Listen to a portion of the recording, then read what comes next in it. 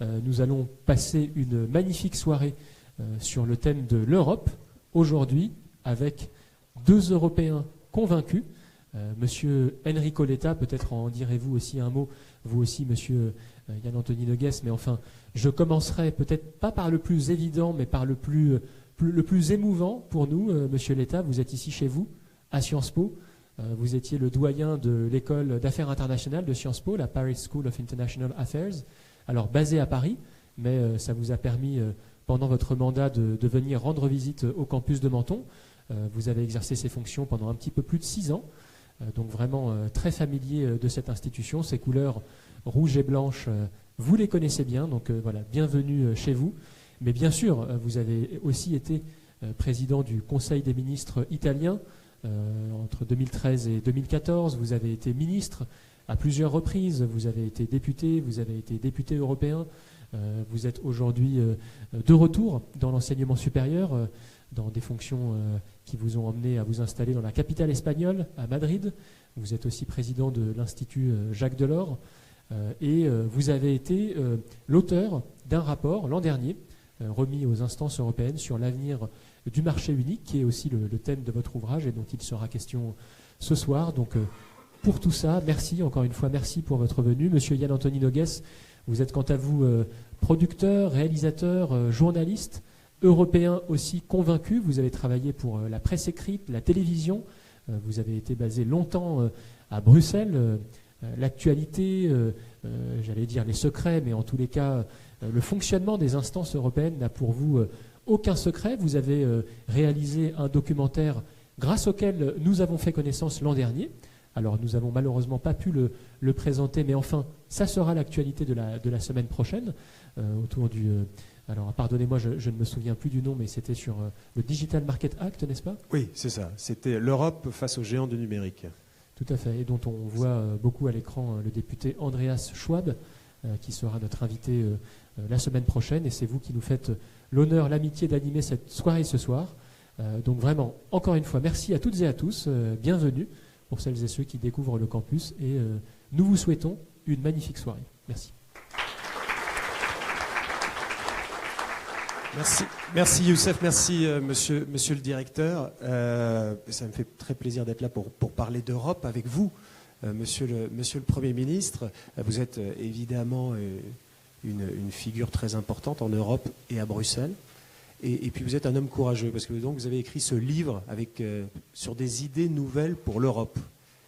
Vous êtes un des rares, là, en ce moment, à écrire sur l'Europe. Quand on voit dans les campagnes politiques, il y a très peu d'hommes politiques aujourd'hui qui ont l'Europe comme ça, qui portent l'étendard européen. Il y a très peu de littérature qui sort sur l'Europe. Youssef rappelait que je fais des documentaires sur l'Europe ou des émissions sur l'Europe. Les patrons de chaîne, ils ne veulent pas parler d'Europe. Vous me disiez à l'instant, en France, vous me disiez à l'instant que l'Europe, elle est inexistante à la télévision en Italie, sauf sous le prisme de l'infotainment.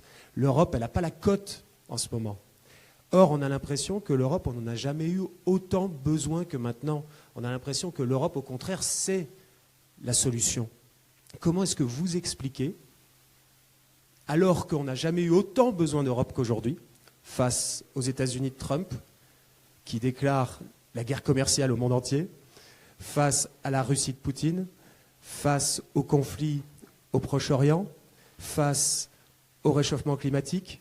Qu'est-ce qui fait que les gens, les Européens, ne comprennent pas qu'on a besoin d'Europe? Les livres, vous parliez des produits de télévision, mais même les livres. Quand vous parlez à un éditeur et vous lui dites « j'ai un livre sur l'Europe », l'éditeur s'arrête tout de suite et vous dit « ah non, hein, pas ça ». Sauf Odile Jacob.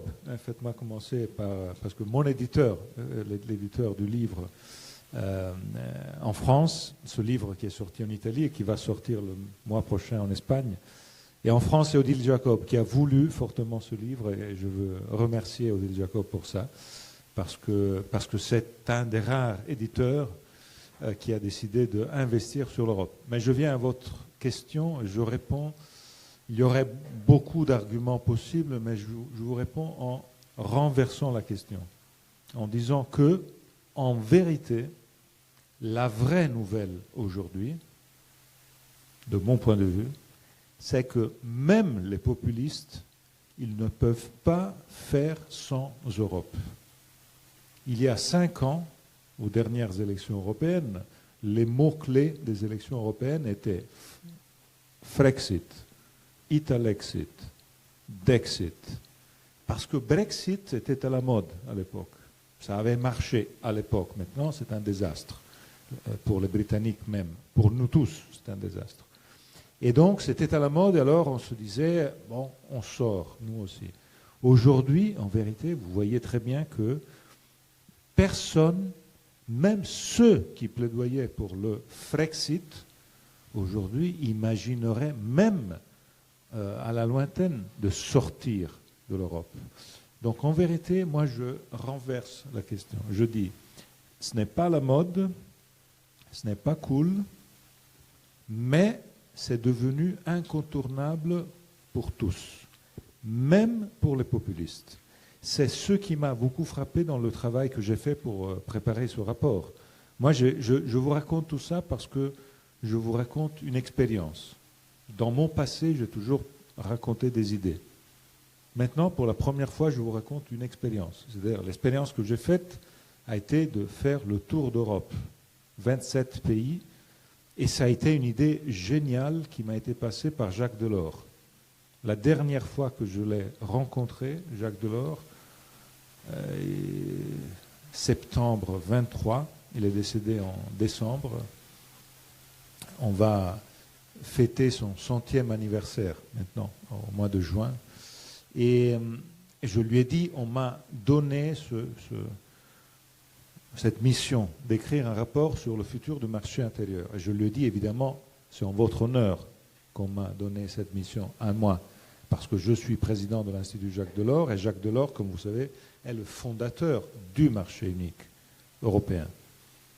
Et évidemment, il m'a dit, il m'a donné 3 conseils sur comment faire ce rapport. Premier conseil, rappelle-toi que le marché unique n'est un succès que s'il y a à côté les politiques de cohésion et de solidarité.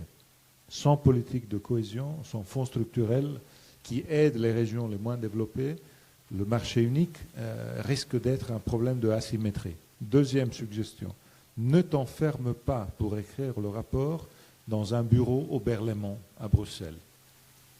Surtout pas ça. Il faut que tu ailles partout, tu rencontres les gens, parce que le marché unique, c'est les personnes, c'est les gens. Raison pour laquelle le titre du rapport que j'ai voulu mettre est « Much more than a market », bien plus qu'un marché.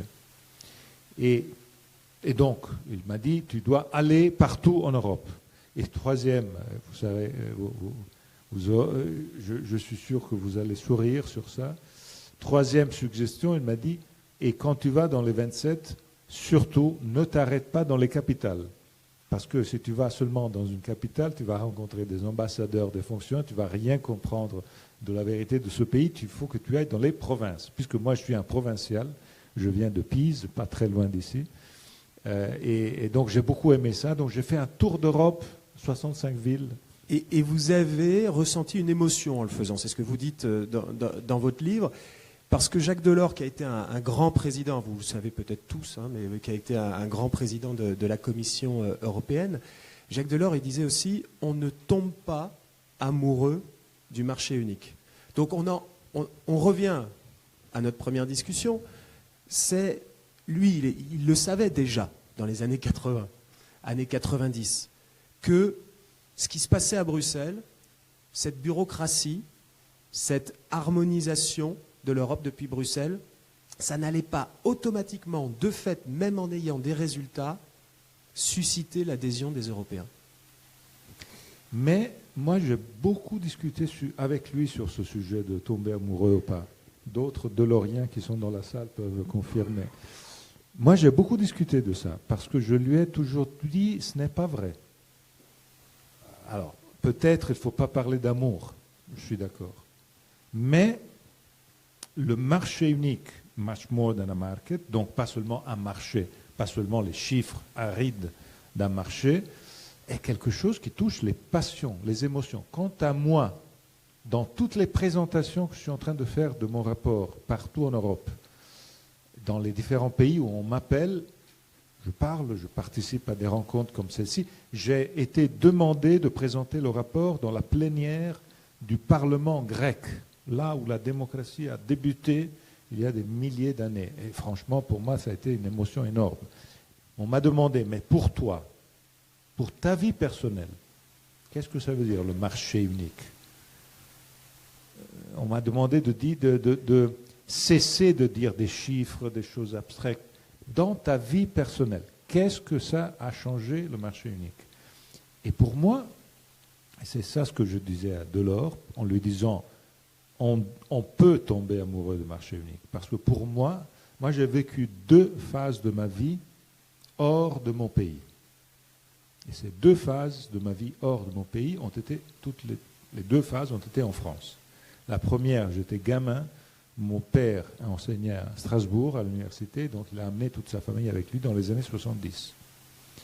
Et deuxième phase, quand j'étais à Paris, comme Youssef venait de le dire, il y a quelques ans, il y a 4-5 ans, et ma famille était avec moi à Paris. Bon, quelle est la différence entre les deux? La première était avant le marché unique, la deuxième était après le marché unique. La première était avant Delors, la deuxième était après Delors. Avant Delors, avant le marché unique, dans la première, on était une famille d'immigrés italiens en Alsace. Dans la deuxième, on était une famille de citoyens européens qui avaient choisi Paris au lieu de Milan ou de Turin ou de Amsterdam. Ça fait la différence. C'est une différence immense. La citoyenneté. Le fait d'être ici comme tu es chez toi et non pas d'être un immigré. Mais vous ressentiez l'Europe en plein, c'est-à-dire italien d'origine, vivant en Alsace, donc à la frontière avec l'Allemagne. Donc il y avait 3 pays en jeu dans votre raisonnement. Mais est-ce que les Européens, sur les 450 millions d'Européens, est-ce que la plupart des Européens se rendent compte des bénéfices de l'Europe et du marché unique? Parce que pareil, dans votre ouvrage, dans votre rapport, vous avez ce chiffre très intéressant sur l'industrie manufacturière et les PME. Donc les PME, c'est le tissu économique en Europe. Et vous dites qu'il n'y a que 17% des PME qui vendent dans un autre pays européen ou qui ont une activité avec un autre pays européen.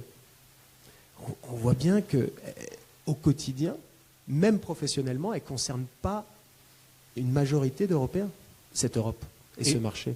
Et ça, concrètement. Ça, c'est le bon exemple pour dire pourquoi. Pourquoi? Parce qu'une des réponses, c'est celle de dire donc l'Europe ne marche pas. Si elle n'intéresse pas les PME, donc ça veut dire que l'Europe ne marche pas. C'est la réponse que normalement on donne. Quand les choses ne marchent pas, on dit c'est la faute de l'Europe. En vérité, et ça c'est un peu le fil rouge de mon rapport, je cherche de démontrer, donner à la main, que la faute n'est pas à l'Europe. La faute est au manque d'Europe. Dans le cas en question, par exemple, pourquoi les petites et moyennes entreprises ne profitent pas du marché européen? Pour une question très simple, très très simple. Parce qu'on n'a pas fait de marché unique européen du droit corporate ou du droit des affaires. Vous avez à la frontière, à Ventimiglia, entre Menton et Ventimiglia, vous avez un droit commercial différent. Vous avez un droit commercial différent si vous allez en Belgique. Si vous avez une activité en Allemagne, vous devez changer de droit commercial. Si vous êtes en Espagne, vous avez 17 droits commerciaux, parce que chaque région a son droit commercial. Le Pays Basque est différent de la Catalogne et de Madrid. Qu'est-ce que ça veut dire? Ça veut dire qu'une PME a besoin de 10 avocats pour lui donner les conseils sur comment changer de droit commercial d'un pays à l'autre. Et donc, ils ne le font pas, simplement, parce qu'une PME ne peut pas avoir 10 avocats. Alors, je viens aux propositions. La proposition que j'ai faite dans le rapport, par exemple, est celle de harmoniser ce système d'une façon créative. Quelle est la façon?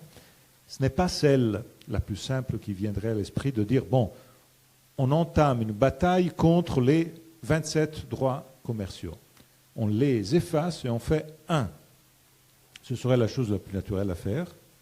Résultat, 0, parce qu'il est évident que chaque pays européen va dire « mais mon droit national commercial est né en 1753, on ne peut pas le effacer », tous feraient comme ça.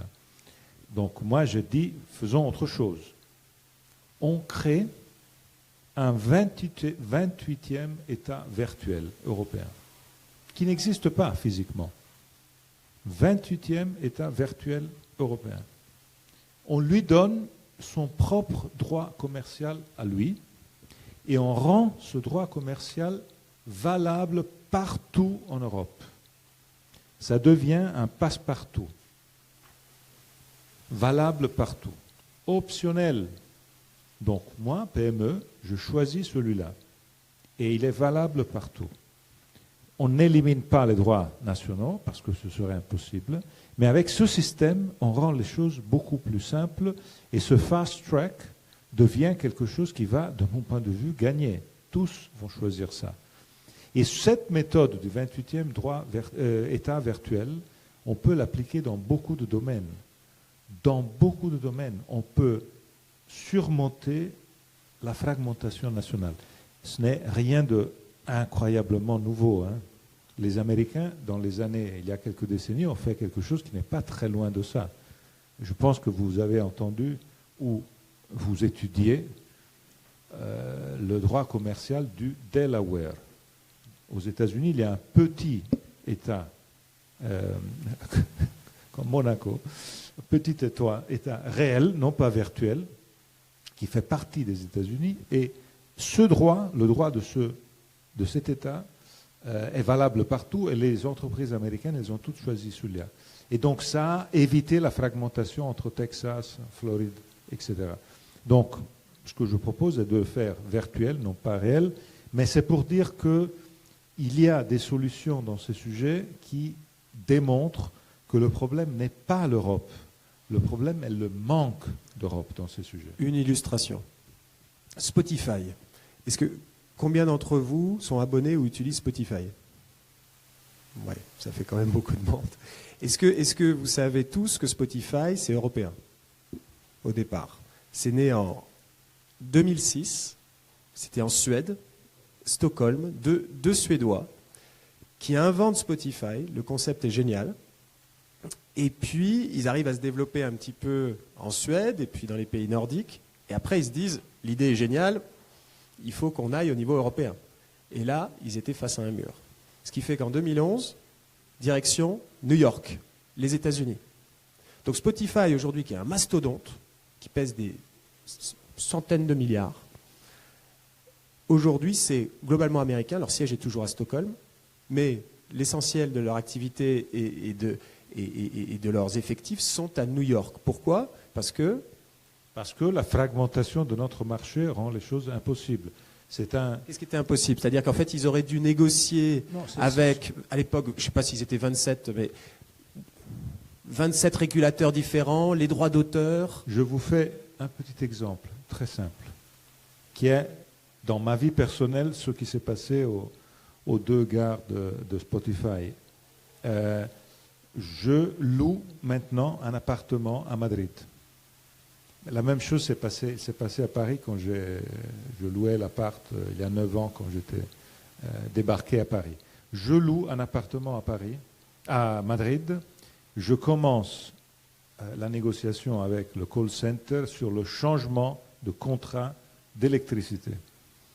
Et j'arrive à la fin, avec mon espagnol un peu trop italien, et j'arrive à la fin à être près de la signature. Le type de l'autre côté, très gentil, me dit « Parfait, on y est, il manque 2 détails.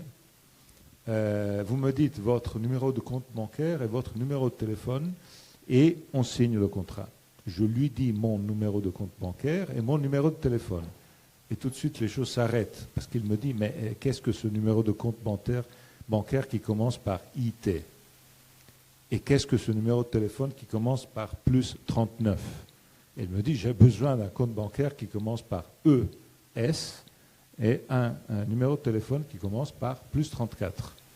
Et je vous avoue que ma première tentation était celle de dire, écoutez, moi j'ai écrit un rapport sur le marché, je peux vous démontrer que j'ai droit à mon contrat d'électricité, même avec mon compte bancaire italien, parce qu'on est dans le même marché unique. Je n'ai pas fait ça parce que ce n'était pas sa faute. Il avait les instructions. Lui, comme son collègue français il y a 9 ans, et j'imagine comme le collègue italien, si vous allez faire un contrat de la même façon à Ventimiglia. Pourquoi? Parce qu'on est 27, on n'est pas un. Ça, c'est le paradoxe incroyable. On a la même monnaie dans nos poches, mais dans les télécoms, on est 27, dans la finance, on est 27, dans l'énergie, on est 27, parce que les pays membres ont voulu tenir le contrôle. Dites-moi une raison pour laquelle, moi maintenant, je me trouve à voir, parce que pour avoir la lumière dans mon appart, j'ai dû prendre un numéro de téléphone espagnol. Donc je me trouve à voir 3 mobiles, un italien, un français, un espagnol. Et bon, vous me dites, parce que toi, tu travailles dans beaucoup de pays. Mais en vérité, ce n'est pas seulement ça. Un Belge qui travaille et qui passe les frontières entre Luxembourg, les Pays-Bas, etc., chaque fois, s'il est en Zoom, la connexion tombe. Parce que tu passes à un autre système national. Et surtout, ça rend les télécoms un système totalement faible européen. Les télécoms, je parle aux jeunes étudiants qui sont ici, vous n'avez pas connu le temps que nous, les moins jeunes, on a vécu. Ça vous semble probablement, ce que je vais vous dire, fake news totale, mais les télécoms parlaient européen. Dans les années 80-90, l'Europe était le leadership du télécom. Le 3G, le GSM, qui étaient les précurseurs de 5G, étaient des technologies européennes. Toutes les grandes marques étaient européennes. Et ça, comment on explique que Nokia, Ericsson, dans les années 90, c'était la référence ultime dans le monde. Aujourd'hui, ils existent, ils ont changé de boulot pour exister.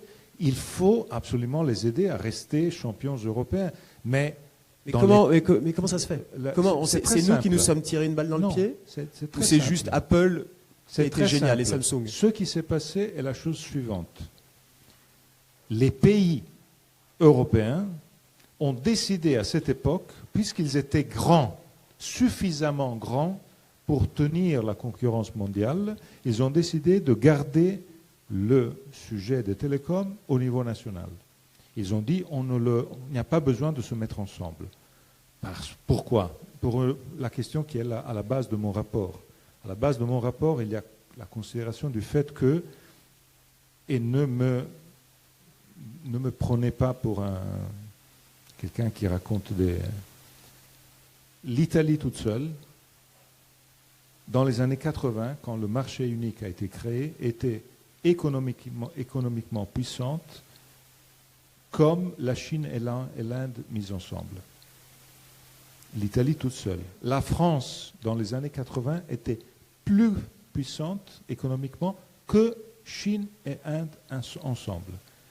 Le vrai sujet, la vraie chose qui a changé, est que dans les derniers 20 ans, 30 ans, la croissance de la Chine et maintenant celle de l'Inde a changé complètement le monde. Les États-Unis ont tenu, et aujourd'hui ils tiennent, grâce au fait qu'ils sont un. Et ils sont un aussi dans la finance, ils sont un dans les télécoms, ils sont un dans l'énergie. Donc, ils sont capables de tenir parce qu'ils ont des géants dans tous ces secteurs qui sont, américains. Nous, on a des champions nationaux. Dites-moi un champion européen. Il y a tous des champions nationaux avec le drapeau national. Mais si vous c'est la politique de concurrence européenne qui a lutté contre ça. Non, c'est pas seulement ça. Pas seulement. Non. La politique de concurrence a fait des erreurs Mais la vraie question est celle d'avoir voulu tenir les 27 marchés séparés. Et d'avoir tenu séparé tout ça. Pourquoi? La raison est très simple. Parce que chaque pays, la politique nationale de chaque pays, voulait le contrôle sur ces secteurs, voulait avoir l'incumbent national, voulait avoir la grande boîte d'énergie nationale. Avez-vous vu jamais une fusion entre grands opérateurs d'énergie ou de télécom ou banques au niveau européen? Est-ce qu'il y en a une entre grands acteurs européens? Non. Et donc ça change quoi? En gros, des opérateurs chinois, de télécom, il y en a quoi? Il y en a 3-4. Américains, il y en a 3-4. Je vous dis les chiffres des clients. Je pense que c'est suffisant. Puisqu'on a 27 marchés en Europe, chaque marché a 4 ou 5 opérateurs. Vous faites le compte. On a autour de 90 opérateurs de télécom en Europe. Un opérateur de télécom chinois a une moyenne de 467 millions de clients. Et ça, c'est le petit opérateur. 467 millions de clients, toute l'Europe. Un opérateur américain a en moyenne 107 millions de clients.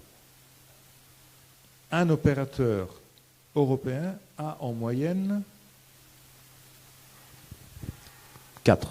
5 millions de clients. Donc il est évident que c'est comme le Menton qui joue contre le PSG. Je ne sais pas le Menton dans quel... Youssef, est-ce qu'il y a un Menton qui joue? Oui. 2 Mentons. Voilà, c'est comme Menton qui joue contre PSG. C'est un peu ça. Hein. Et donc évidemment, c'est très simple. On ne parlera pas de Monaco qui joue contre le PSG. Moi, en vérité, ce que j'ai fait dans ce rapport, j'ai cherché de dire les choses simples et de aller aux basics. Et le basics, c'est ça. On a voulu tenir tous ces sujets fragmentés. La conséquence est que le télécom parle américain et chinois à cause de ça. Mais il y a une prise de conscience ou pas maintenant? Alors, moi j'ai vu que les choses ont changé. Par exemple, les choses ont beaucoup changé sur la question financière. Parce que sur la question finance, ça vous semble que sur télécom, on est mis très mal. Sur finance, c'est même pire. Et je vais chercher de vous expliquer pourquoi je pense que c'est pire en faisant un seul exemple, qui est, je pense, très parlant. Parce qu'on a 27 marchés financiers, ça veut dire qu'on n'a aucun sujet financier, on n'a aucun protagoniste, acteur financier européen. Ils sont tous nationaux. Qu'est-ce que ça veut dire? Ça veut dire une chose très simple. Nous, les Italiens, on ne va jamais accepter de payer nos paiements numériques avec une carte de crédit française.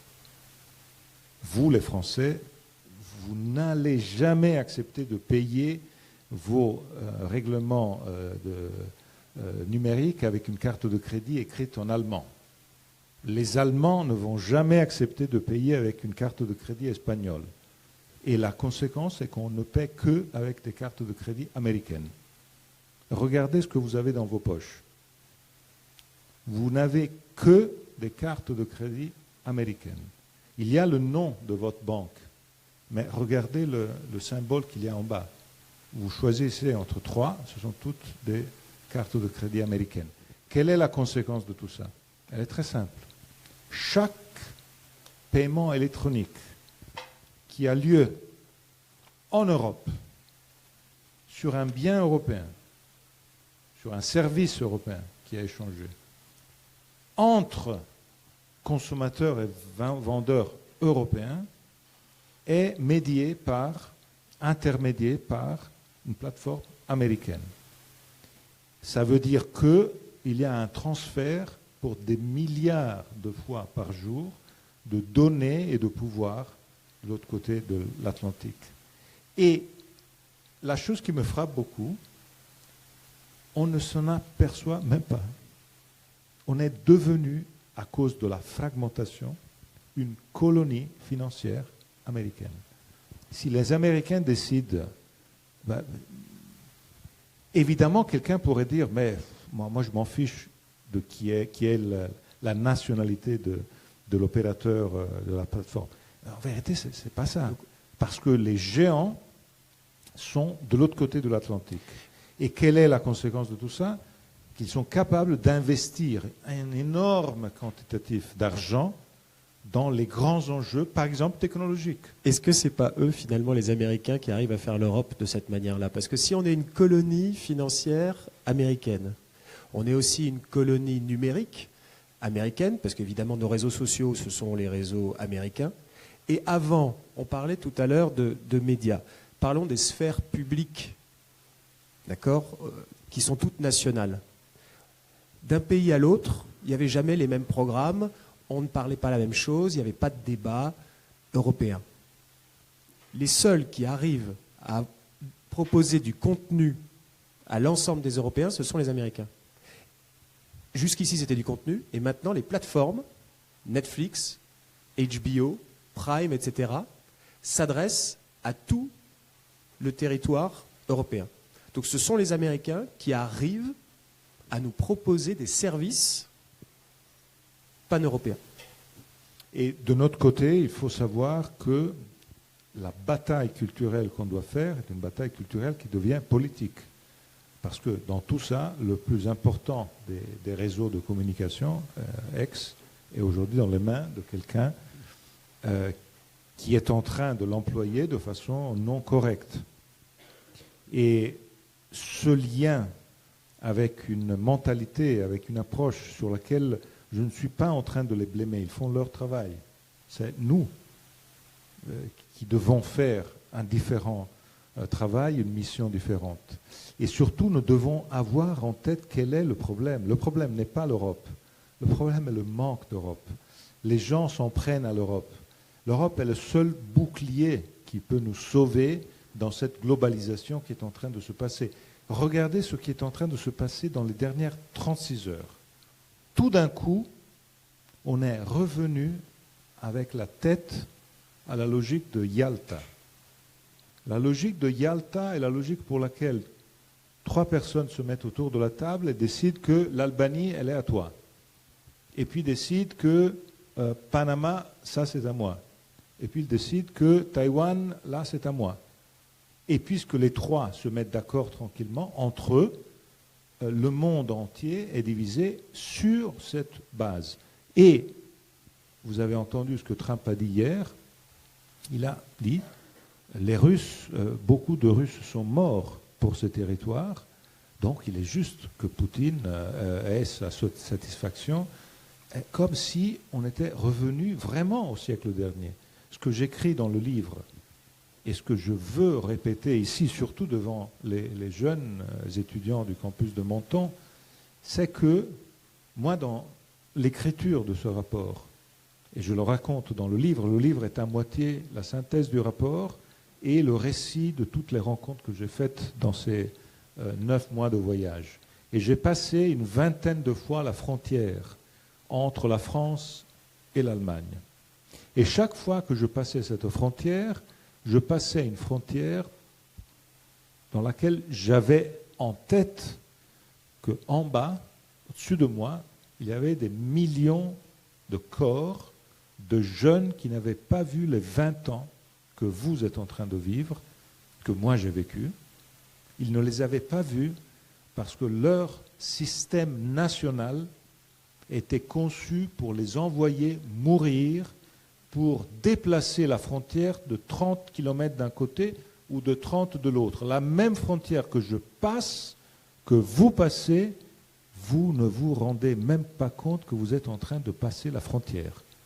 Et ces dizaines de millions de jeunes ont eu une existence totalement différente de celle. Et c'est grâce à l'Europe. Donc quand il faut dire quelque chose de concret par rapport à tout ça, c'est l'Europe. Ce que Poutine a fait en Ukraine, en obligeant les Ukrainiens à mourir pour défendre leurs frontières, en obligeant les familles russes à pleurer leur mort à cause d'une frontière déplacée, à cause d'une armée, d'une guerre. Il y avait une frontière ici, à combien de 2 km, 1 km d'ici. Les gens se sont entretués pour cette frontière. Aujourd'hui, la frontière n'existe plus. Et on est ensemble. Ça, c'est l'Europe. C'est une force incroyable.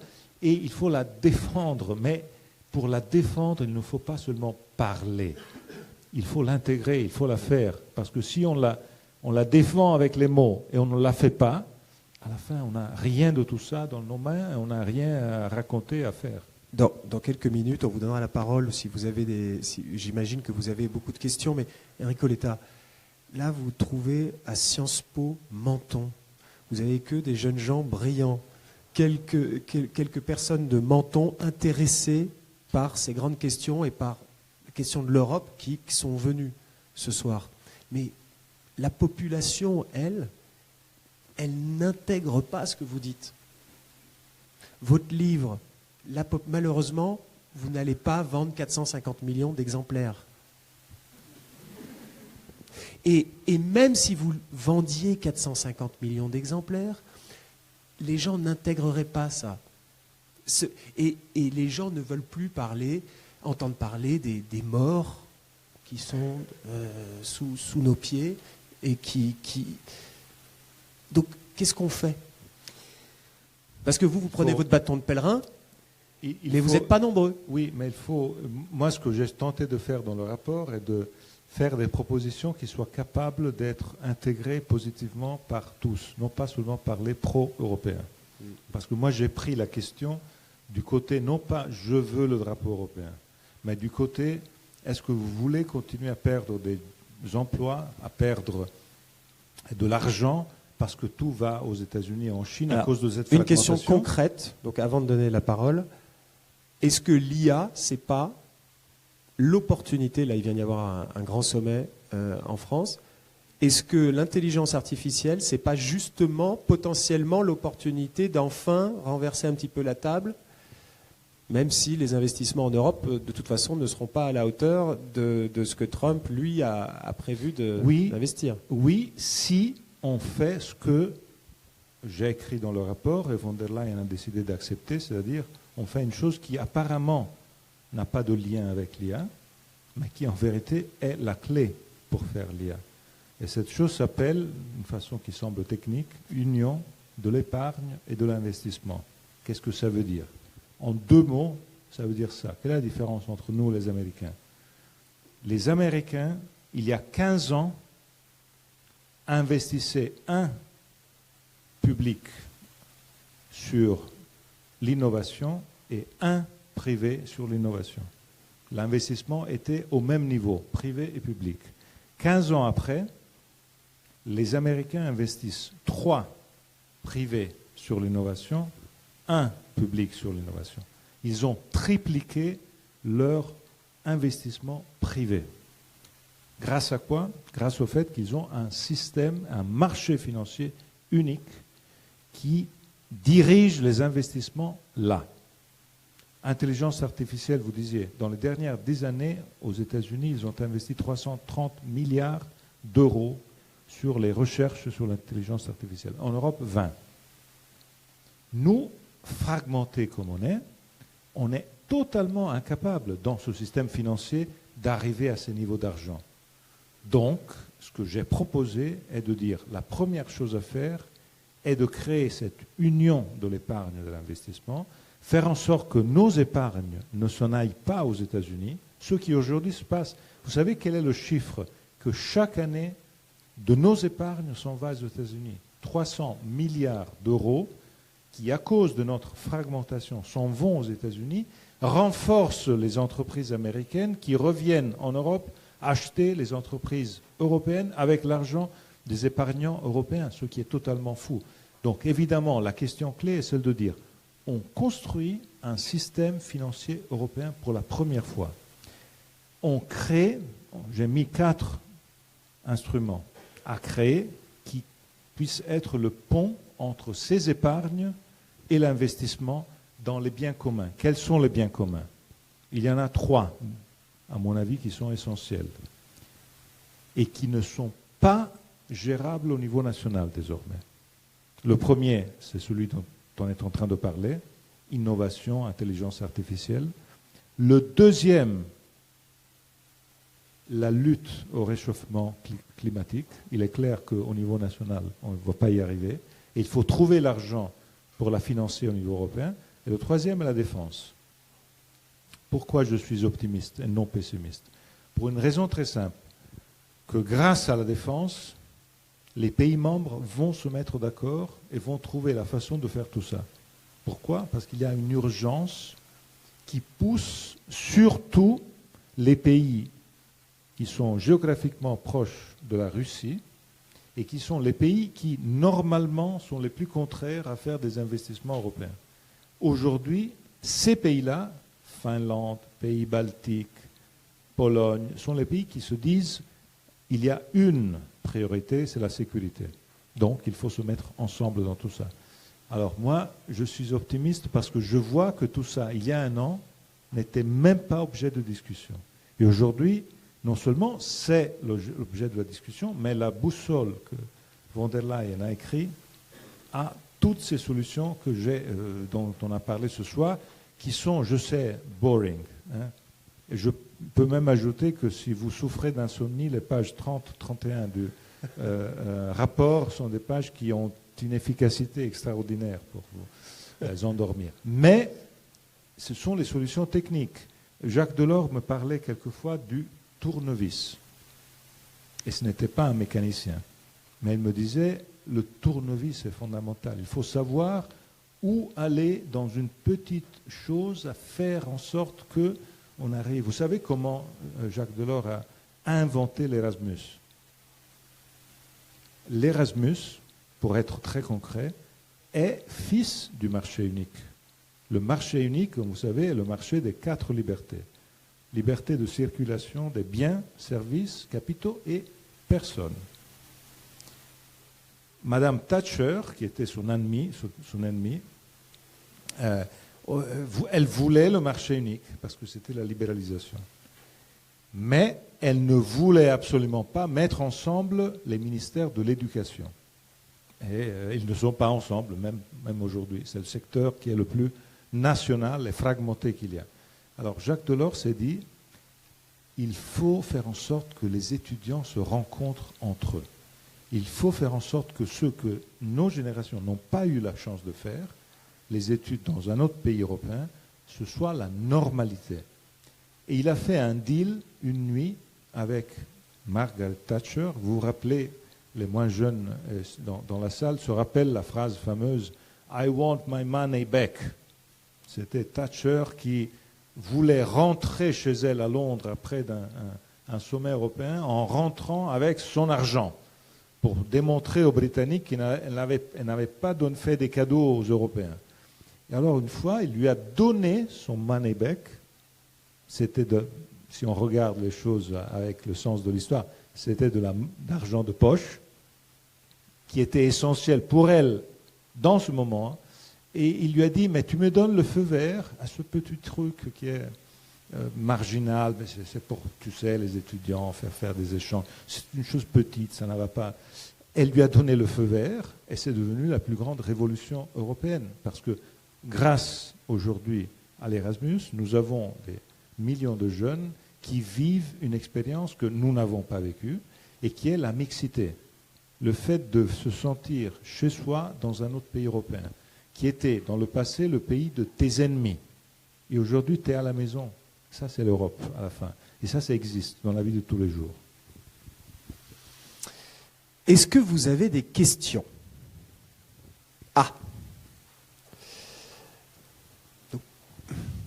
Je vous en prie. Nous avons un directeur de campus multitasking qui fait aussi le... Bonsoir et merci pour ces propos vraiment très inspirants. Moi, j'avais une question qui était en fait plus un commentaire en fait. Est-ce que le problème, il ne vient pas du fait que justement dans ce marché unique de 27 pays, on n'ait pas des problèmes de nivellement en termes de ressources et de revenus? Parce que par exemple, un Allemand gagne en moyenne 53 ou 54 000 euros par an, mais un Bulgare n'en gagnera que 13 ou 14 000. Donc si on arrive à créer des champions européens, et je pense d'ailleurs même que par exemple, beaucoup d'industriels le demandent, notamment dans le secteur automobile, comment est-ce qu'on va pouvoir proposer des produits qui seront suffisamment accessibles, par exemple, aux consommateurs bulgares, mais qui le soient aussi pour le consommateur allemand?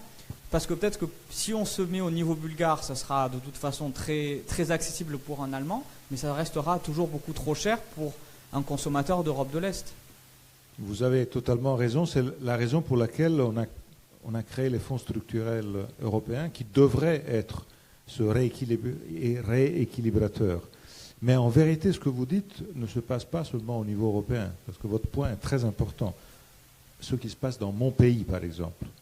Si vous prenez l'Italie, l'Italie est le pays qui a peut-être le plus de gap entre des régions qui sont parmi les régions en difficulté en Europe et des régions qui sont au niveau de la Bavière, donc du top. La Lombardie ou la Vénétie ou l'Emilia, ce sont des régions qui sont au niveau top. Et tout ça se passe à l'intérieur du même pays. Donc la question clé, là, de mon point de vue, est celle de faire en sorte que on puisse avoir une réforme importante des fonds structurels européens, ce qu'on n'a pas fait jusqu'à maintenant, aussi pour arriver à une autre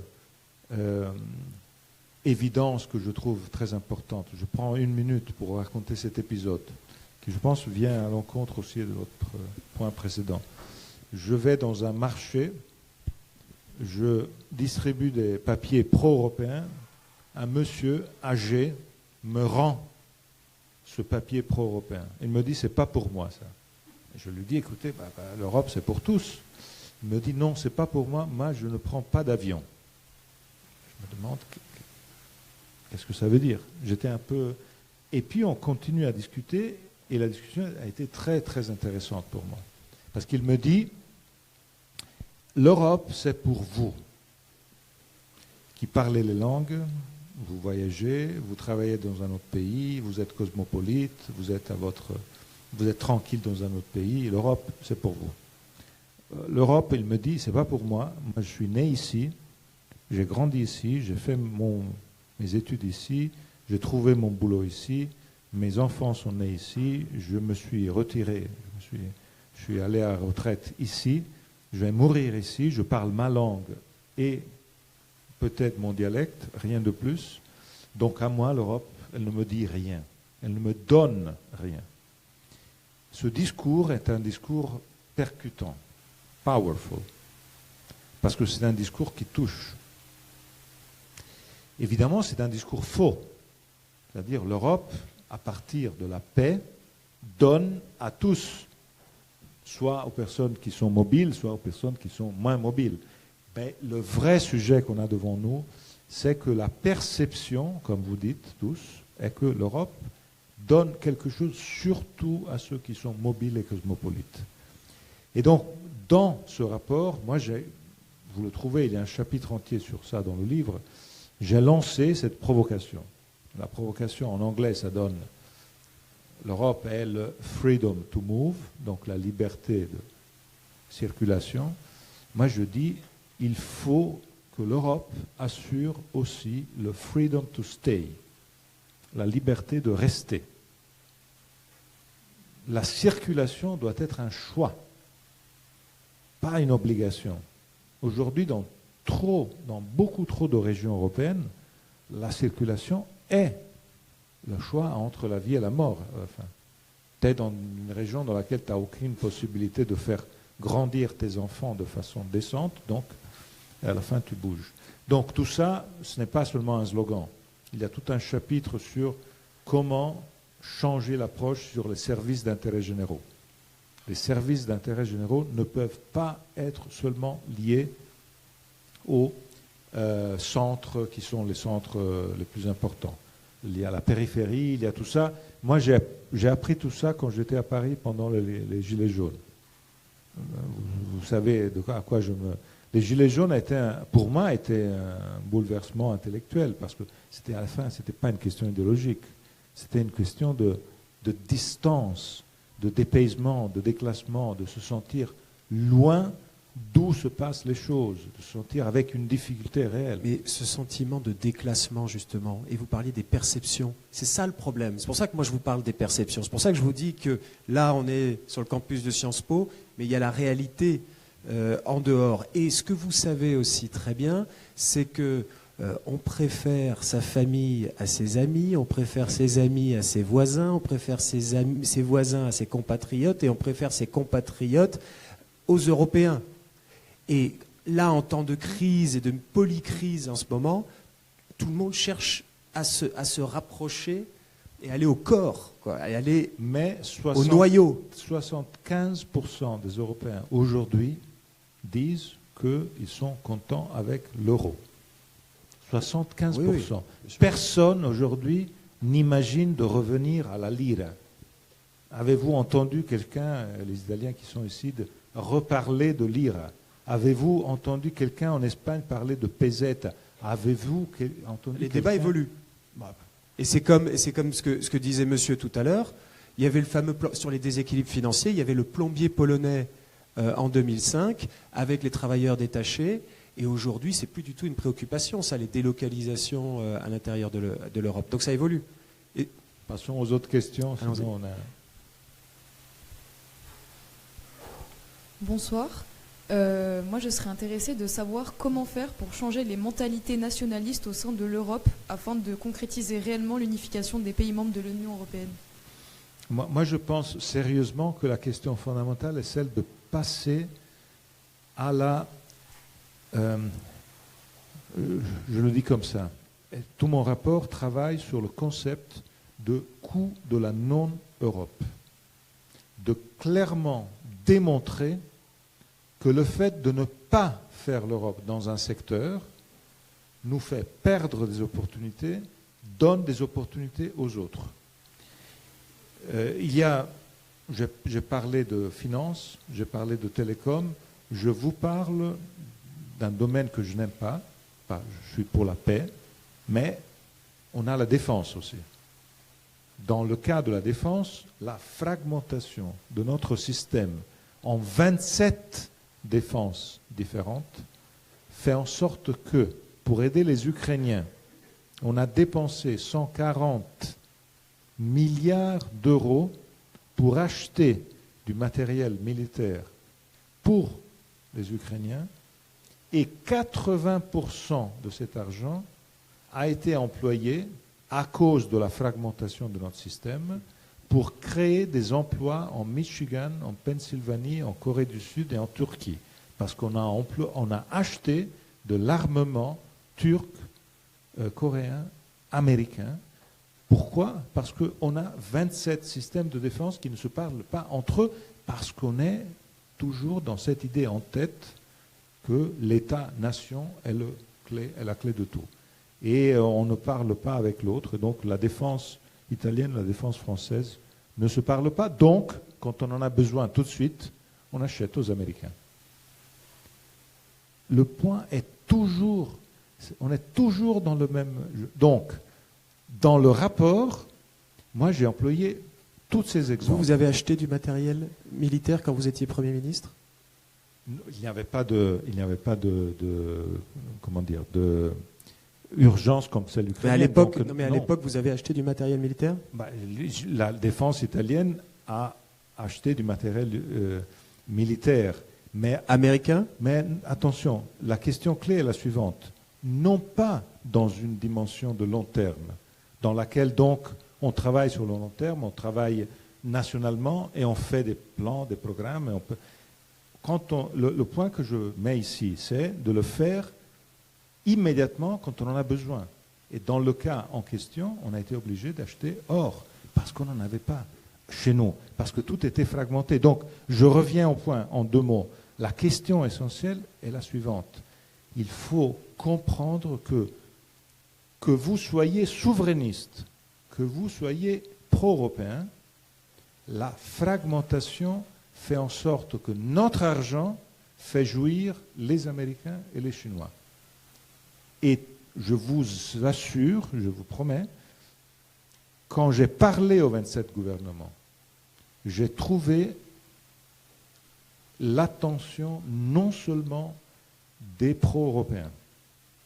Ce que j'ai trouvé un intérêt réel de la part de tous les gouvernements européens. Parce qu'il est évident que si on n'arrive pas à arrêter cette fragmentation, et c'est un intérêt des souverainistes et des pro-européens, le même intérêt, c'est un intérêt de nous tous, les Européens.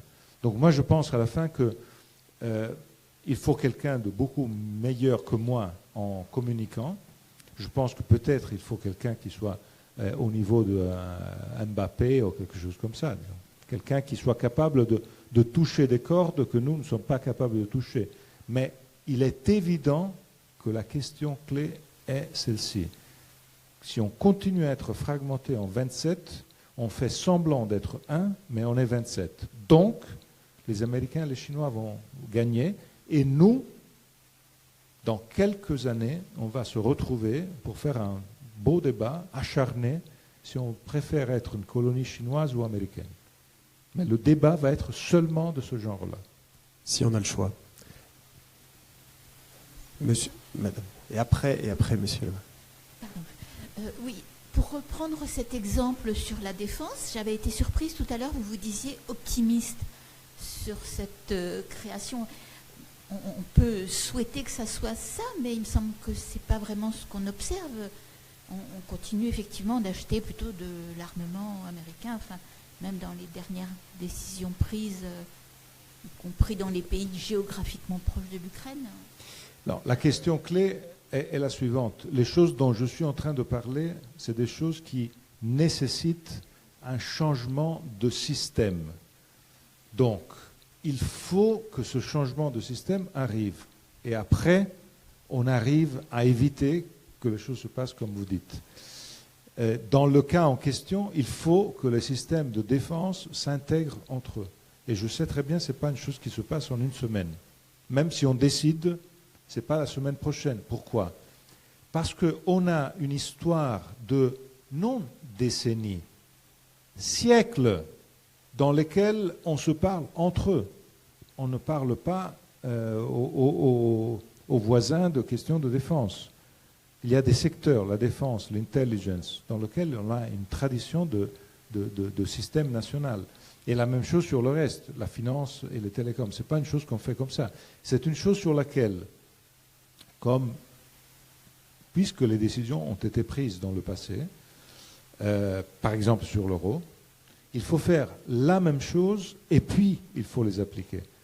Mais en sachant que dans ce cas-là, les choses sont plus simples pour une raison très simple. Qu'il ne faut pas de changement de traité pour y arriver. Pour faire l'euro, on a dû changer les traités. Dans ce cas, il ne faut pas faire des changements de traité. Les traités sont déjà là. Il faut simplement appliquer les décisions qu'on a prises. Ce qu'on n'a pas fait parce qu'on est resté avec cette idée nationale.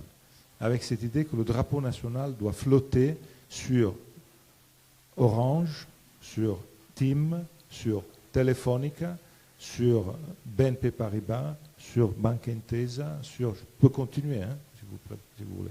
Et donc, tous ces acteurs-là, ils restent nationaux. Regardez ce qui se passe maintenant entre l'Italie et l'Allemagne sur deux banques qui cherchent à se mettre ensemble. C'est devenu une affaire d'État. Pourquoi ? Parce qu'une des deux banques a le drapeau italien et l'autre a le drapeau allemand.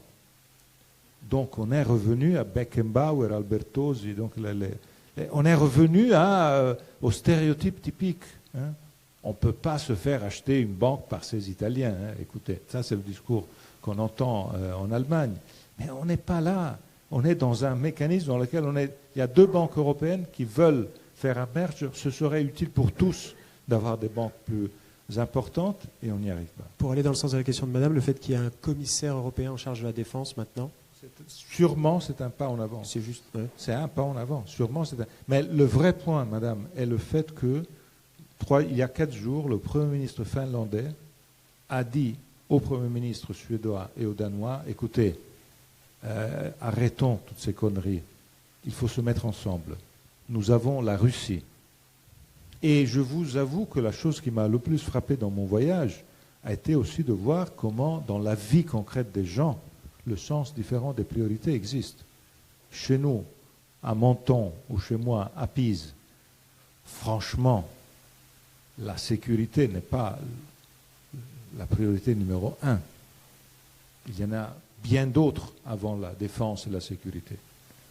Mais moi, j'ai visité Helsinki, j'ai visité Vilnius, j'ai visité Tallinn, j'ai visité la frontière, j'ai vu la frontière avec la Russie. J'ai parlé au Baltique, qui était non pas dans l'Alliance, ils étaient dans l'Union soviétique. Les générations de ceux qui sont en train de mener ces pays, les présidents de la République, c'est des gens qui ont fait l'école en russe, parce qu'ils étaient dans l'Union soviétique. Et ils vous disent, je suis prêt à mourir pour ça. Est-ce que nous sommes prêts à mourir pour quelque chose qui a à faire avec notre pays? Moi, je pense que la réponse est très compliquée en Italie, en France, etc. C'est beaucoup plus complexe.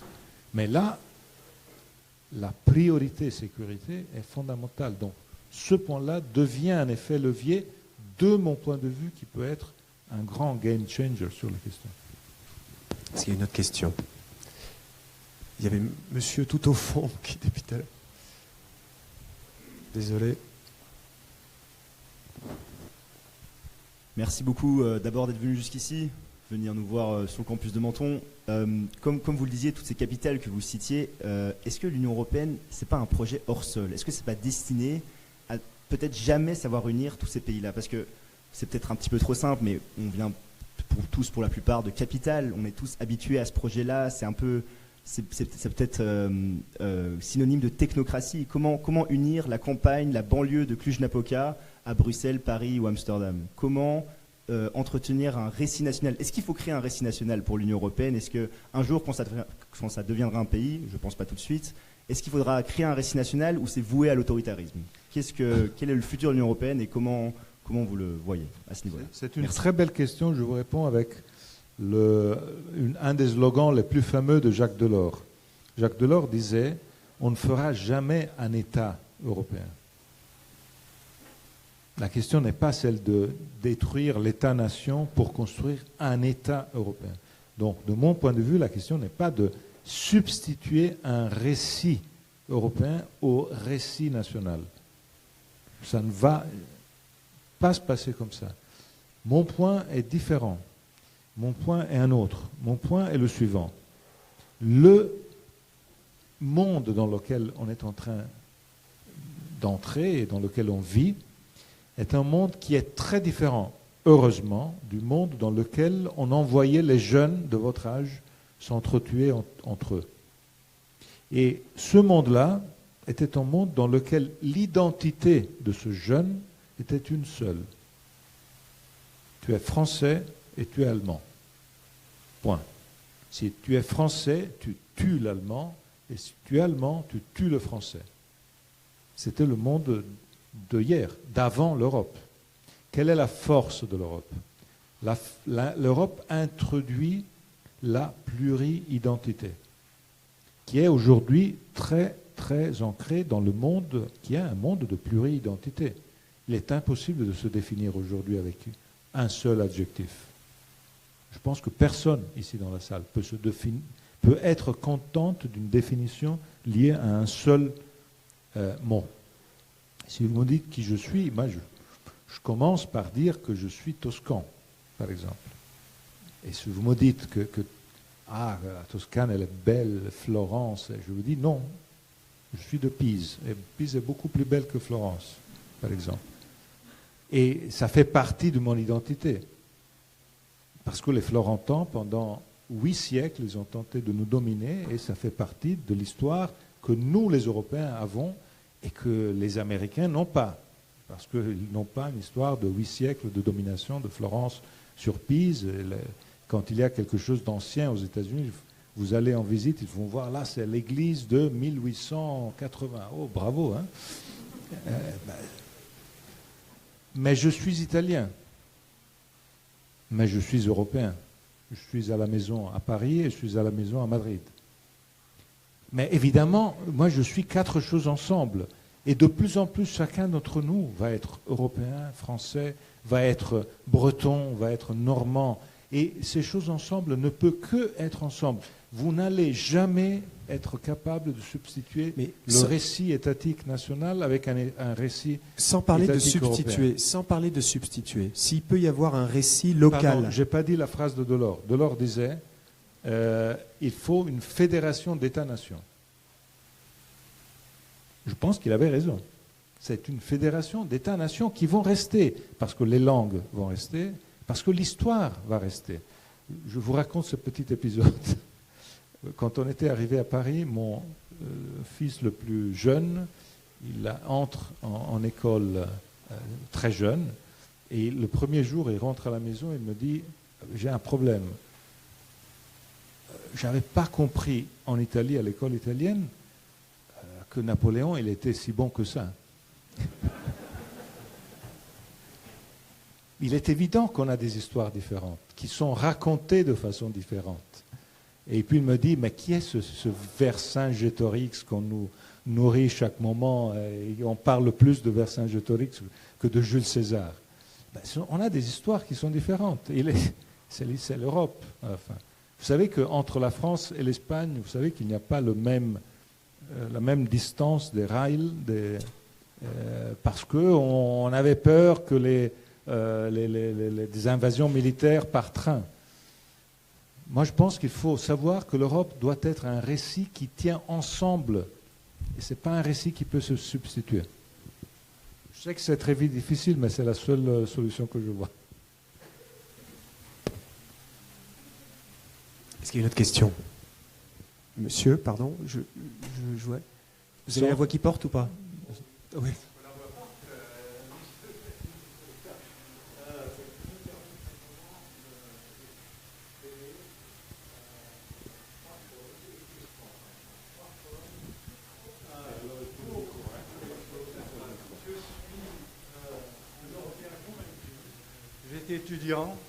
J'ai étudiant et nous avons vécu, lorsque j'avais 20 ans, 25 ans, nous avons vécu des périodes très fortes pour l'Europe.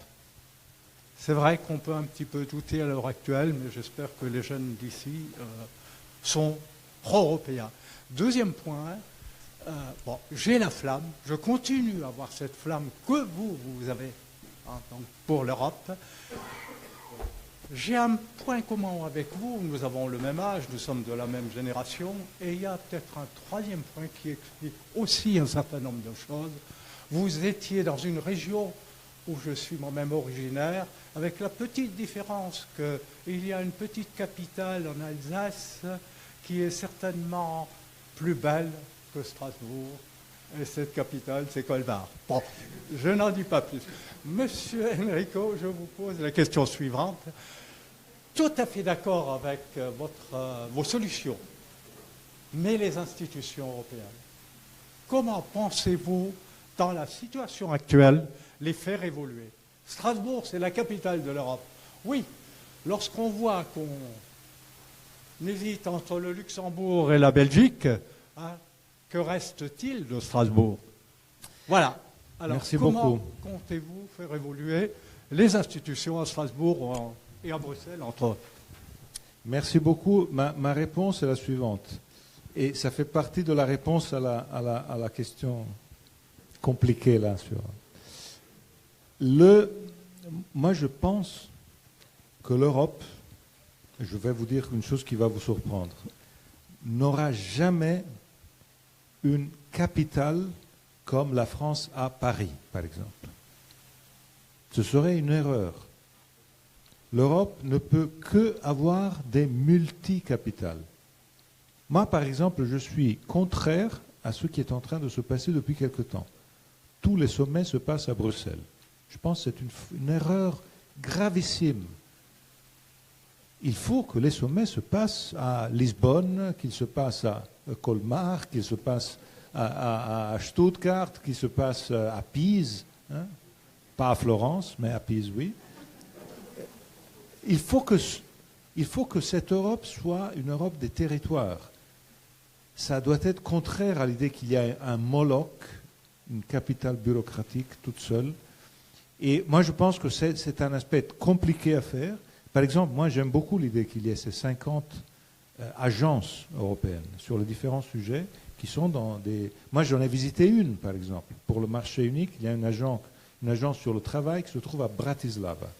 Et je vous peux dire que ça a été une des visites les plus intéressantes, les plus utiles. Ils étaient très bons, très très bons. Mais vous parlez d'institutions. Je vous dis, par exemple, une chose qui... Quand je fais des débats comme ça, normalement, une question est pour dire vous n'allez jamais y arriver à cause du droit de veto et de l'unanimité. Et c'est une question, c'est bien que vous ne l'ayez pas posée, parce que c'est une question mal posée, pour une raison très simple. Le marché unique est une matière communautaire. Et donc, par définition, il n'y a pas d'unanimité de droit de veto dans les matières du marché unique. On décide à la majorité dans les matières du marché unique. On décide à l'unanimité dans la politique étrangère, quand il faut donner la sanction à la Russie. Mais dans le marché unique, vous pouvez tranquillement décider à la majorité. Mais en vérité, la question est bien posée. Parce qu'on ne décide jamais à la majorité, même quand on peut le faire. Pourquoi? Parce que chaque pays membre ne veut pas mettre un de ses homologues dans le coin sur une question importante pour l'homologue, pour une raison très simple. Ne pas se trouver lui-même sur un thème d'intérêt pour lui, en minorité avec les autres qui décident. Avez-vous jamais vécu dans un ça s'appelle comment en français, colocation, une colocation, une copropriété. Une copropriété avec 50 appartements et vous devez, ces expériences de vie humaine extraordinaires que sont les réunions qu'on fait à 50, hein, et pour décider l'ascenseur, les fleurs, les déchets, etc. Et vous savez très bien qu'on décide à la majorité, là. Imaginez-vous seulement que dans votre copropriété, on décide à l'unanimité. La maison, disons, ce serait un... Donc on peut décider à la majorité, mais on ne le fait pas. Et on ne le fait pas parce que les États membres cherchent de... Bon, c'est une erreur énorme. Donc, je reviens au point central. Vous ne devez pas accuser l'Europe. La principale responsabilité est des pays membres qui regardent avant tout à leur immédiat intérêt, alors de voir quel est l'intérêt commun. L'intérêt commun est de faire des pas en avant, non pas de bloquer tout pour éviter ces pas en avant. Vous savez quelle était la première ville à laquelle ils ont pensé pour accueillir le siège de la Commission européenne? Nice. Nice. Ça, au lieu de parler de Bruxelles, on a failli parler de Nice. Si. Et finalement, les Allemands ont dit non, Nice, ça fait trop Club Med, c'est pas sérieux, etc. Finalement, ils ont pensé à Paris. Et là, c'est un Strasbourgeois, Fimelin, qui a dit non, pas à Paris. Et finalement, les Belges ont dit bah, nous, si on peut rendre service. Et c'est comme ça que c'est arrivé à Bruxelles. Est-ce que vous avez une autre question? Monsieur, je vous donne mon micro. Il y avait madame derrière. Ah, pardon. On commence par madame. Merci. Écoutez, déjà, je rebondis sur Colmar, puisque nous sommes effectivement ce soir touristes colmariens. L'Alsace est en force ce soir. Plus sérieusement ou pas. En fait, la question qui m'est venue, deux choses. La première, un commentaire par rapport à ce récit européen, justement par rapport au fait qu'en Alsace, on a effectivement, beaucoup de jeunes sont morts en Alsace, à la fois en 14-18 et à la fois en 45. Et il a été possible en Alsace de construire une autre façon de voir l'histoire. C'est-à-dire que, notamment dans les filières bilingues, peut-être tout le monde n'est pas au courant, mais en Alsace, on a des systèmes bilingues franco-allemands, On a été capable de construire une histoire commune franco-allemande. Et elle est enseignée à l'école, au collège, au lycée. Et donc, du coup, peut-être que pas de récit national, entre guillemets, pour l'Europe, mais peut-être un récit commun qui intègre Napoléon, qui intègre Jules César, mais en ayant un regard critique et complexe. Voilà, premier commentaire. Et la deuxième chose, c'est par rapport à cette Europe de la défense qui, pour vous, progresse. Et justement aussi un rappel historique. Si je me souviens bien, les nazis ont été bloqués dans leur expansion, notamment par rapport à un problème lié à l'énergie et à la disponibilité de l'essence. Et donc, du coup, j'aimerais connaître aussi vos propositions par rapport à l'énergie, à l'autonomie énergétique, qui impacte très fortement l'Allemagne, mais pas seulement. Et je pense qu'il y a un des points cruciaux pour cette Europe et pour protéger aussi ses citoyens européens. Merci beaucoup. Très bel exemple, celui de la coopération franco-allemande en Alsace, que moi j'ai vécu parce que j'ai fait des années d'école à Strasbourg. Donc, je suis un grand fan de choucroute, de tarte flambée, Kouglof, etc. Et l'heure est venue de penser. Mais votre deuxième question, je prends le point énergie parce que c'est très intéressant. L'énergie est un des 3 secteurs que je visais, énergie, télécom et services financiers. C'est les 3 secteurs dans lesquels on ne s'est pas mis ensemble. On est fragmenté.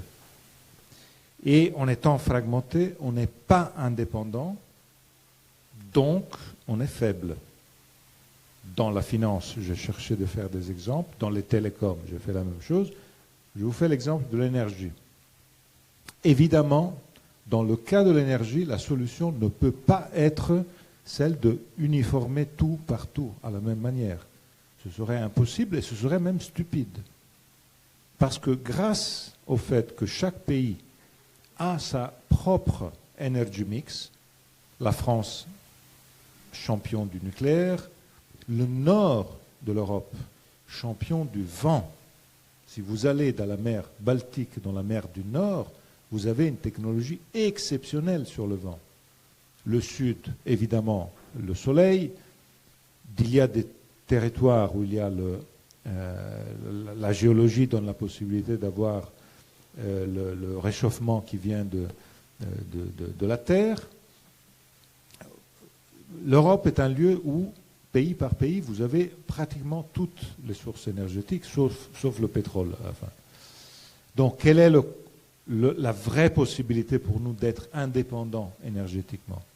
Est celle d'avoir développé des interconnexions qui nous donnent la possibilité, que vous soyez baltique, que vous soyez ibérique, que vous soyez grec ou vous soyez breton, avec un système d'interconnexion parfait, de pouvoir chaque jour avoir l'électricité la meilleure et la moins coûteuse, en sachant qu'un jour ça va être le nucléaire, un jour ça va être le vent, un jour ça va être le soleil, et tout ça de façon indépendante.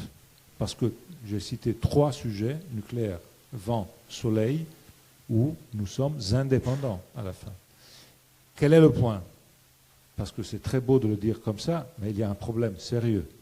Le problème sérieux s'appelle interconnexion. On n'a pas de suffisante interconnexion entre nous, les Européens. Parce que les systèmes énergétiques ont toujours été conçus comme nationaux. Vous savez très bien ce qui se passe entre la France et l'Espagne, par exemple. Il y a les Pyrénées, ça fait des dizaines d'années que la France et l'Espagne cherchent de se mettre d'accord sur un pipeline qui porte le gaz, qui arrive dans les gaz terminals espagnols, qui passe à travers la France et qui arrive en Autriche, en Italie, en Allemagne, ce qui serait fondamental. Mais évidemment, ça n'intéresse pas la France, parce que la France a son mix énergétique qui n'a pas besoin du gaz espagnol. Donc, à la fin, ça ne marche pas. Alors, le point que j'ai mis dans le rapport sur l'énergie est ce point-là. Il faut un grand investissement européen sur les interconnexions faites par l'Union européenne pour faire en sorte que on puisse avoir cet avantage. Et quel est l'exemple que je fais? Une fois de plus, c'est l'exemple du coût de la non-Europe. Le solaire, par exemple. En Europe, on investit 2 fois ce que les Américains investissent dans le solaire. 2 fois. Quelle est la conséquence? Que l'outcome est le même. Pourquoi? Parce que le manque d'interconnexion fait en sorte que ce qu'on a investi à la fin rend comme l'investissement américain là où les interconnexions marchent. Et on achète nos panneaux solaires où? En Chine, évidemment. Pourquoi? Parce qu'on a fait la plus grande erreur dans la première décennie de ce siècle. J'avais oublié de le dire au tout début, je le dis maintenant en conclusion. La plus grande erreur conceptuelle. Et heureusement, on l'a effacé. Et ça, de mon point de vue, je reviens à votre question sur la défense pour dire que dans ces débats européens, il n'est pas seulement question de faire une loi, de changer un truc, de faire on-off sur un sujet.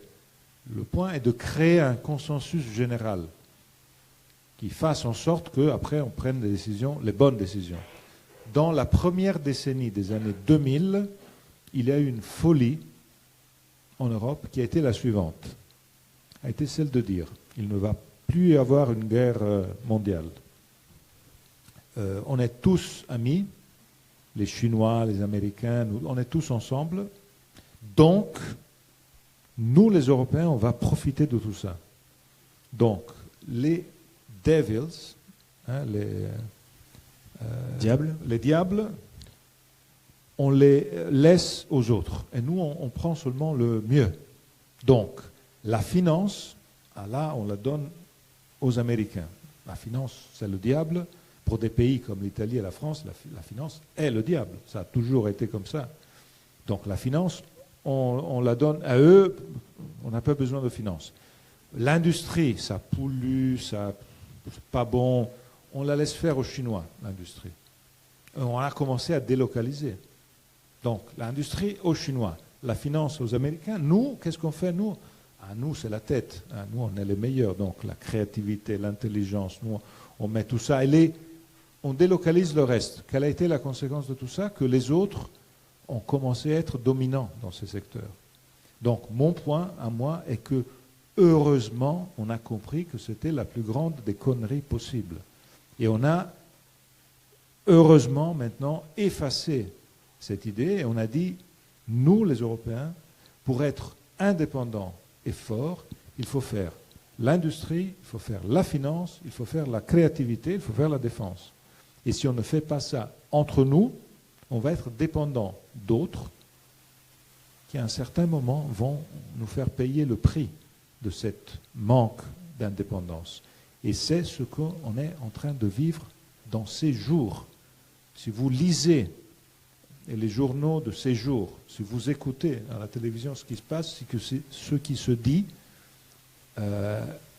on est tous complètement tramortiti, comme on dit en italien. Je ne sais pas comment ça se traduit, mais on est à bouche bée, on ne sait pas quoi dire. Quand on se voit la possible nouvelle que Poutine a invité Trump et Xi Jinping à être sur la place rouge, au grand défilé, tous ensemble, les trois, c'est Yalta à nouveau avec les Chinois à la place des Européens. Ça, c'est et franchement, on est à bouche bée de voir que le monde est en train de changer et nous, on reste fragmentés, on se fait la guerre entre nous pour discuter si la capitale financière européenne doit être à Dublin, à Amsterdam, à Paris. Ça, ce sont les sujets de nos débats. Et je pense que ça, c'est le vrai problème qu'on est en train d'avoir. On s'en fiche si elle est à Dublin ou à... La capitale de la monnaie européenne, vous savez tous où elle est. Elle est à Francfort. On ne voulait pas de Francfort. On a fait une bataille pour éviter. Parce qu'on disait, si elle va à Francfort, ça va être le Deutsche Mark.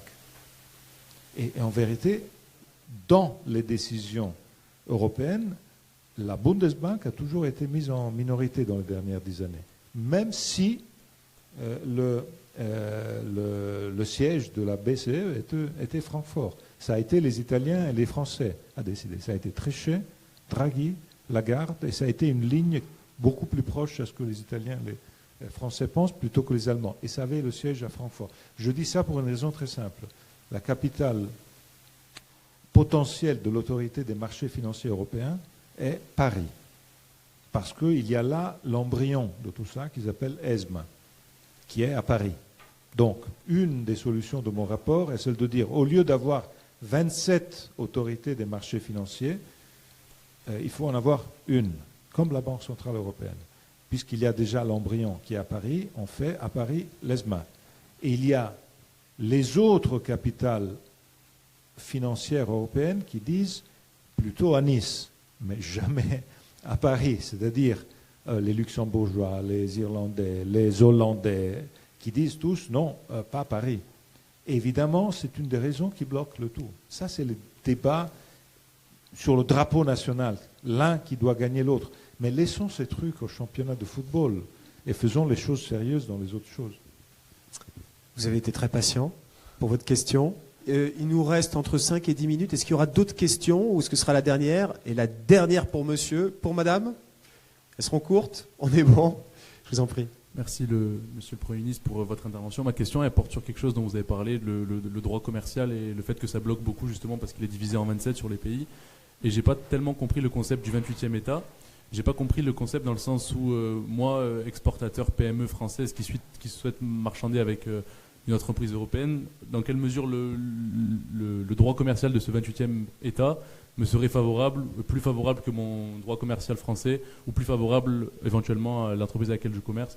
Donc est-ce que vous pouvez juste développer rapidement ce point-là? Merci d'avoir posé la question parce que j'ai été trop rapide dans le récit sur le 28e État virtuel. La question clé est la suivante. Ce n'est pas seulement une question de vendre votre bien à un autre pays. Aujourd'hui, vous pouvez le faire tranquillement. Le point est de s'établir dans un autre pays. Vous n'êtes pas capable, par exemple, je vous ai fait l'exemple des services auparavant, si vous vous établissez dans un autre pays et vous exercez dans le secteur des services ou dans d'autres secteurs, vous devez travailler dans le droit commercial de ce pays. Si vous êtes une PME, vous n'allez jamais le faire. Donc ce 28e État virtuel a un droit commercial qui marche partout en même temps.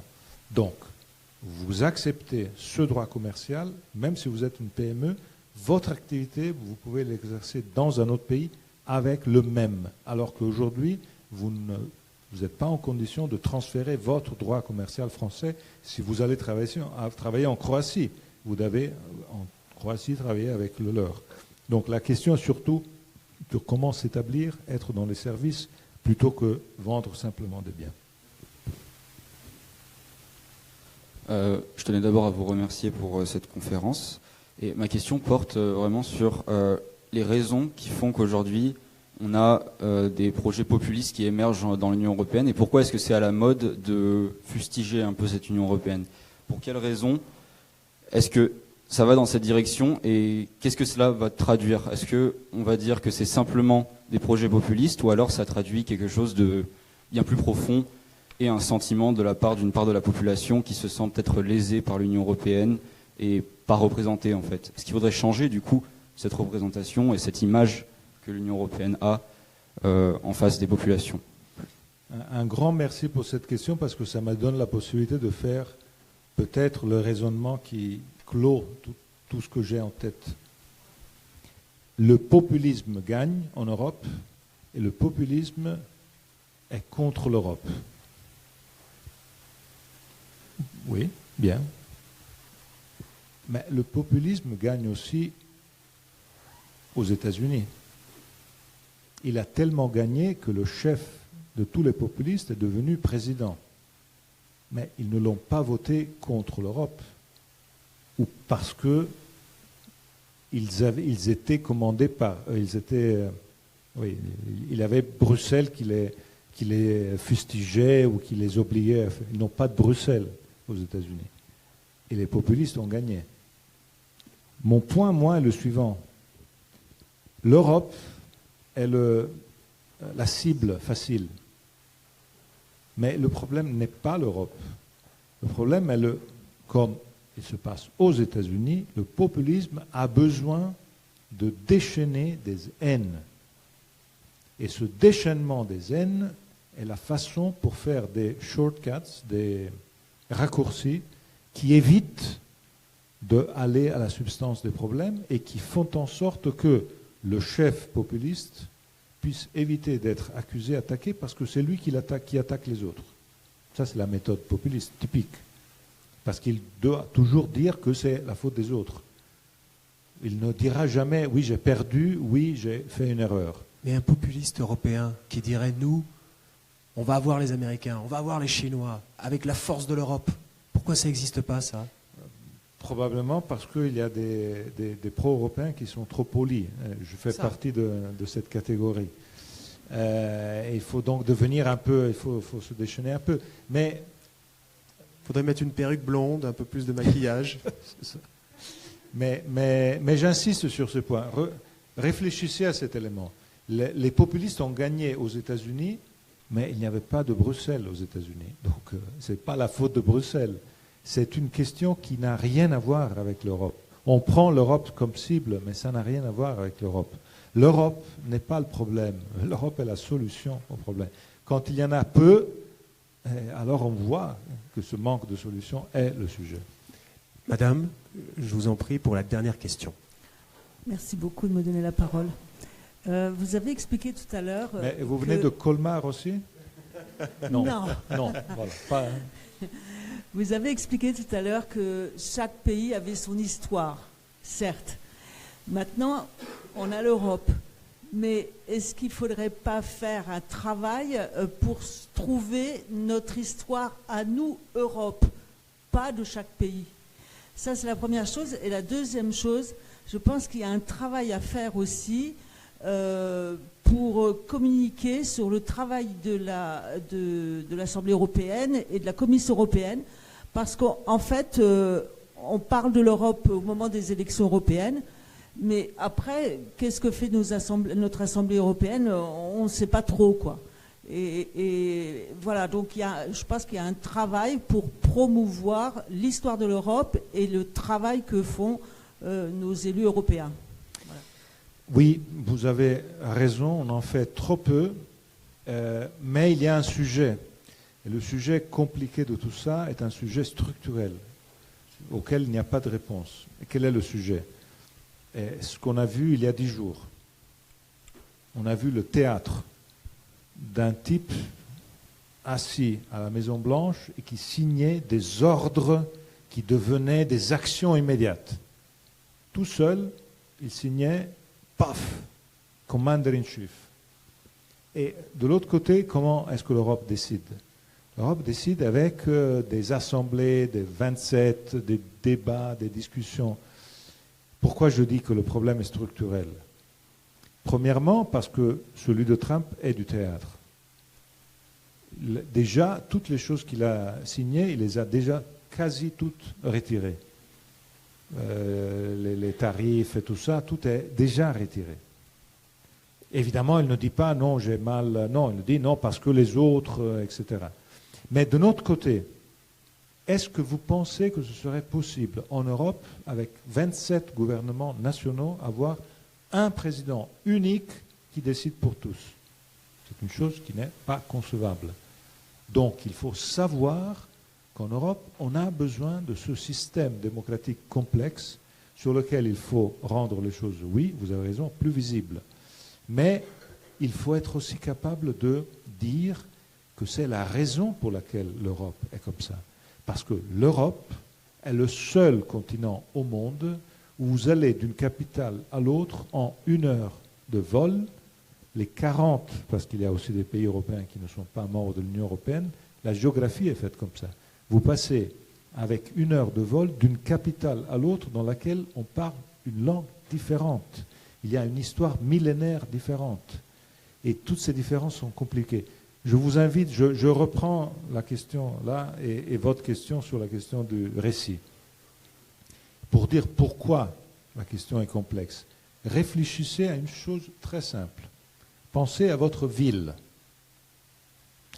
et pensez dans votre tête les noms des rues. La moitié de ces noms de rues, c'est les noms de généraux, de maréchals, de soldats, de martyrs qui sont devenus célèbres parce qu'ils ont battu ou ils ont tué ceux du pays voisin. Dans le cas de l'Italie, on a plein de noms de généraux qui ont combattu contre les Autrichiens. Dans le cas de la France, c'est plein de généraux qui ont battu les Allemands. À Londres, vous avez Trafalgar Square et vous avez toutes les défaites de Napoléon, elles sont toutes là. Ce qui évidemment n'est pas le cas à Paris. Ça, c'est l'Europe. Et c'est une histoire que nous devons accepter. C'est drôle qu'on parle autant de Napoléon. Je ne suis même pas sûr qu'on parle d'un livre commun d'histoire européen dans lequel on pourrait mettre Napoléon, alors que je ne suis pas sûr qu'il soit dans le programme de l'éducation nationale en France, Napoléon. Non, il ne me semble pas. Si. En quelle année ? En quelle année ? En première ? Et ça, c'est depuis longtemps ? Mon fils a étudié Napoléon, hein, ça je suis sûr. Il me semblait qu'il y avait eu tout un débat là-dessus. Mais là, par exemple, sur l'histoire, je vous dis une chose qui va vous faire réfléchir. Il y a des pays dans lesquels l'histoire a un rôle fondamental à l'école. La France et l'Italie sont deux pays dans lesquels l'histoire est une matière importante. Je ne sais pas s'il y a quelqu'un qui est néerlandais ici. Non. Mais si vous allez aux Pays-Bas, l'histoire est optionnelle. Ce qui est, de mon point de vue, incroyable. Mais c'est comme ça. Les différences entre nos pays sont des différences assez importantes. Merci beaucoup, Monsieur le Premier ministre. Enrico Letta, c'était... Merci à vous. Merci. Je crois que